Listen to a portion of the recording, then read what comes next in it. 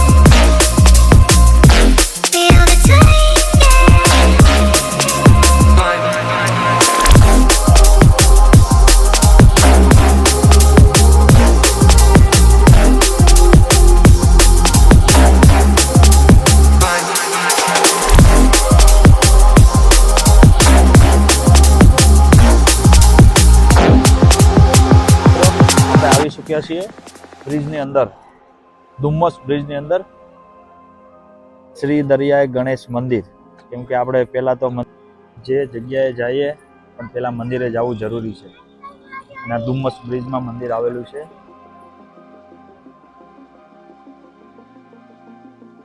આ નજારો મંદિરના ઉપરથી તમે જોઈ શકો છો. કેટલો મસ્ત નજારો છે. હવે આપણે થોડા અંદર નીચે ઉતરીને જઈએ તો તમને આમાં ઊંટ રેસિંગ પણ મળી જશે, જે નાના બાળકો માટે અને મોટા માટે પણ છે. બાઇક રેન્ટ પણ મળી જશે. રેન્ટ ઉપર બાઇક મળશે, જે તમને 50 થી 60 રૂપિયામાં એક રાઉન્ડ મરાવે છે. ઊંટ ઉપર નાના છોકરાને બેસવામાં પણ સારું છે. તમે જરૂરથી વિઝિટ કરજો. જો તમે સુરતની અંદર રહો છો તો જરૂરથી વિઝિટ કરજો.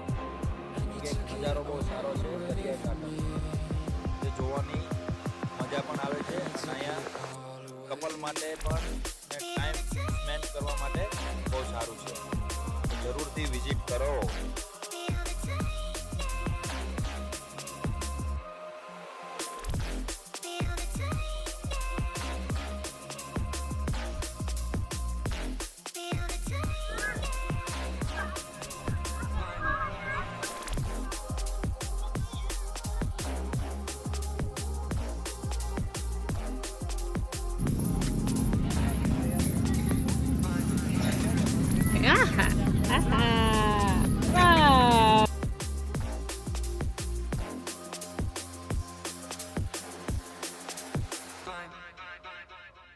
ચાલો 50 રૂપિયા 50 રૂપિયા 50 રૂપિયા. કોઈને પણ આવવું હોય આવી જાઓ. 50 રૂપિયા 50 રૂપિયા. ડુમ્મસમાં આવીને તમે મકાઈ ના ખાધી તો કોઈ પણ વસ્તુ ખાધી નહીં, એમ જ માનવાનું તમારે. કેમ કે આની મકાઈ જે ખારા પાણીથી બાફે છે, ખાવાની મજા જ અલગ છે.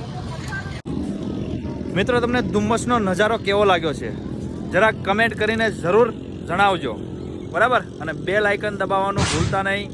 લાઈક, સબસ્ક્રાઇબ, બેલ આઇકન દબાવવાનું ભૂલતા નહીં. હવે મળશું અને પછીના વિડીયોમાં. ત્યાં સુધી બધા જ મિત્રોને જય શ્રી કૃષ્ણ.